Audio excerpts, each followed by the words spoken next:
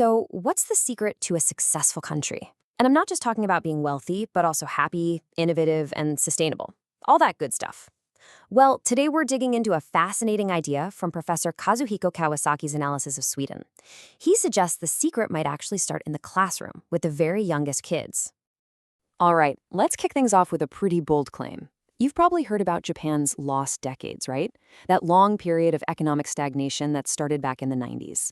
Now, most people point to economic policies or politics, but what if the real problem, as the source for our explainer today argues, is actually the education system? So let's unpack that.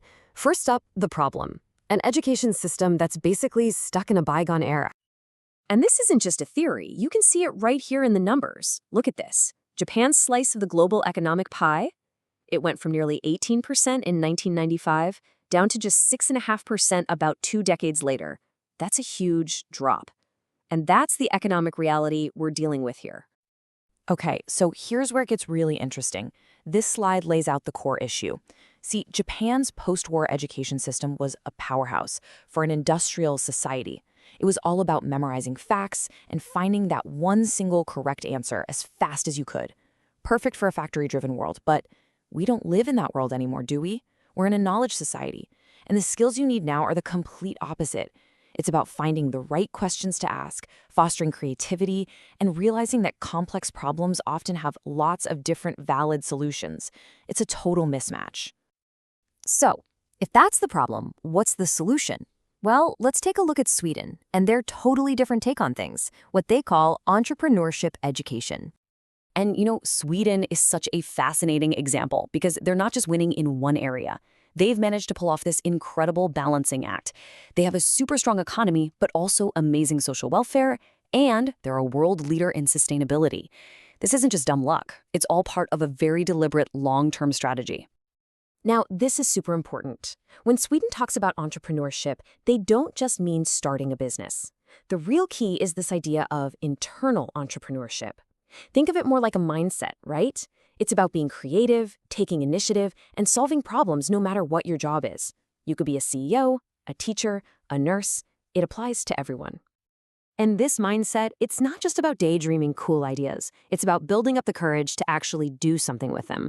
And it all sits on this foundation of what's called self-efficacy, that deep-down belief that you've got what it takes to succeed, and just a real hunger to always be learning. These are the building blocks the Swedish system is designed to create, right from the very beginning. And this completely flips the script on what a classroom looks like. The teacher's role is totally different. They're not the sage on the stage, just lecturing and pouring information into students' heads. No way. They become more like a coordinator or a coach. Their main job is to draw out the students' own ideas and get them collaborating. In fact, there was a survey of Nordic teachers where transferring knowledge was ranked dead last on their list of priorities. That tells you everything. Okay, that all sounds great in theory, but what does it actually look like in a real classroom? Let's zoom in and see how this system works, starting with something as simple as learning through play. And this isn't just some teacher's pet project, It's literally written into the national preschool curriculum. The goal is right there in black and white. Encourage a child's natural curiosity and interest to spark their will to learn. Check out this real-life example from a Swedish preschool. They started with a fairy tale about a witch's soup. Simple enough. But from there, the kids just ran with it. They started imagining and writing their own crazy recipes. Then they decided, hey, the characters in the story need a house. So they built a castle out of cardboard. And to top it all off, they used a tablet to make their own animated movie about the whole thing. Do you see what's happening here? The project just grew and grew based on their ideas. This isn't just playtime. It's the entire creative process in miniature, from a spark of an idea to a finished product. So, the big question is, does all this learning through play actually lead to anything in the real world? Well, the proof, as they say, is in the pudding. Let's look at the numbers and see what happens when these kids grow up. So this chart shows us the percentage of adults who are actively trying to start a new business. In 2015, Sweden was at 6.7%. Japan, 3.8%. That's almost double the rate. A really clear difference in how many people are taking that entrepreneurial leap. Okay, but what about just being around entrepreneurship? This slide is about a simple question. Do you personally know anyone who started a business? In Sweden, the answer is often yes. They're right up there in the top 4 developed countries.